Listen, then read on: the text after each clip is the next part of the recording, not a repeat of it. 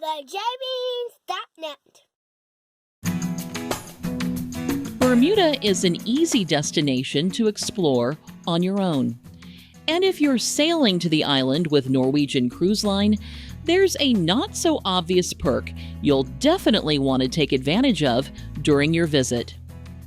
NCL runs a complimentary ferry between the Royal Naval Dockyard and the town of St. George's, which is located all the way at the other end of the island.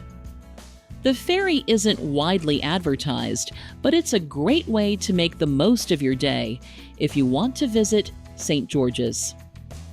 In this video, we'll show you exactly how the complimentary NCL Ferry worked between the Royal Naval Dockyard and St. George's during our June 2025 cruise aboard the Norwegian Getaway.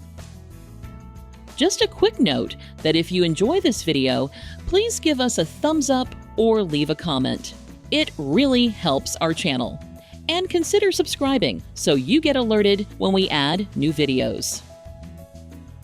Please keep in mind that ferry times may vary by ship and itinerary, so always check the times listed in your ship's daily schedule before finalizing your plans. We decided to use our second day in Bermuda for our visit to St. George's and started the day bright and early. The complimentary ferry departed from the docks right next to our ship, so the walk took just a minute or two. We joined the line at about 8:20 a.m., which gave us plenty of time for the ferry's 9 o'clock departure. Boarding began around 8:30, and there were roughly 150 to 200 people in line by that time. Thankfully, the ferry could hold 430 passengers, so there was more than enough room for everyone. The complimentary NCL Ferry ran on a fairly basic schedule during our visit to Bermuda. On day 1 and day 2, the ferry departed the dockyard at 9 a.m., 11:15 a.m., and 1:30 p.m. Return trips departed from St. George's at 10 a.m., 12:30 p.m., 3 p.m., and 5:15 p.m. On day 3, which was a shorter day in port, the ferry departed the dockyard at 9 in the morning.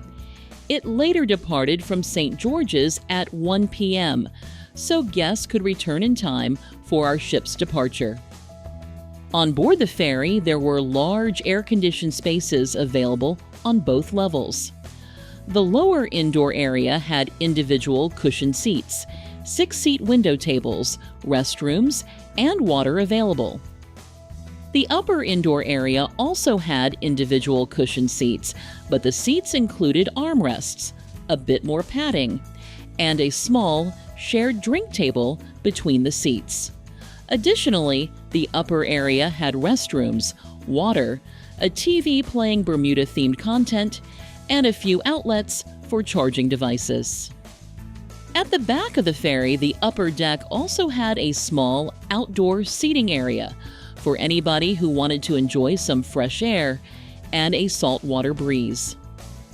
The complimentary ferry ride took about 1 hour each way.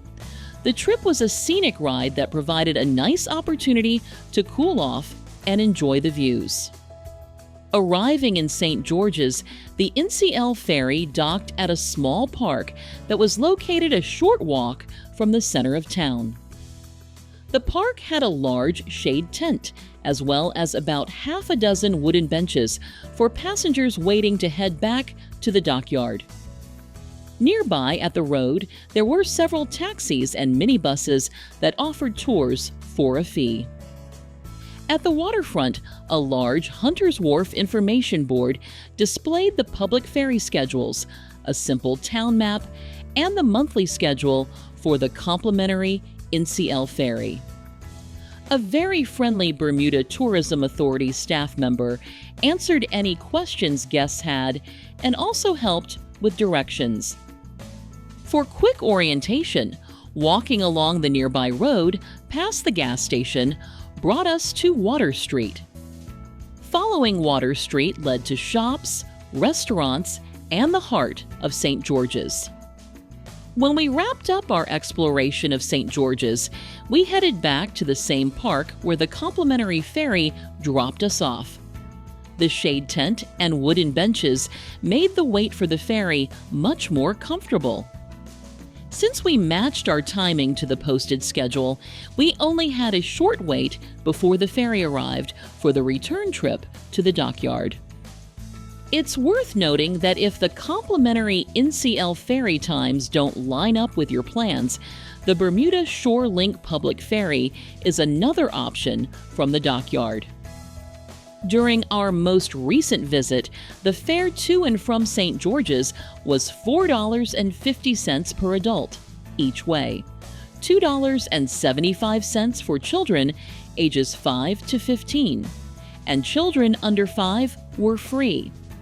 The Bermudian dollar is tied to the U.S. dollar at a 1-to-1 rate, so you can pay in U.S. currency, although you might receive change in Bermudian dollars. The complimentary ferry made our visit to St. George's an easy and budget-friendly DIY adventure. It's a great perk that's worth keeping in mind if you're sailing with Norwegian Cruise Line to Bermuda.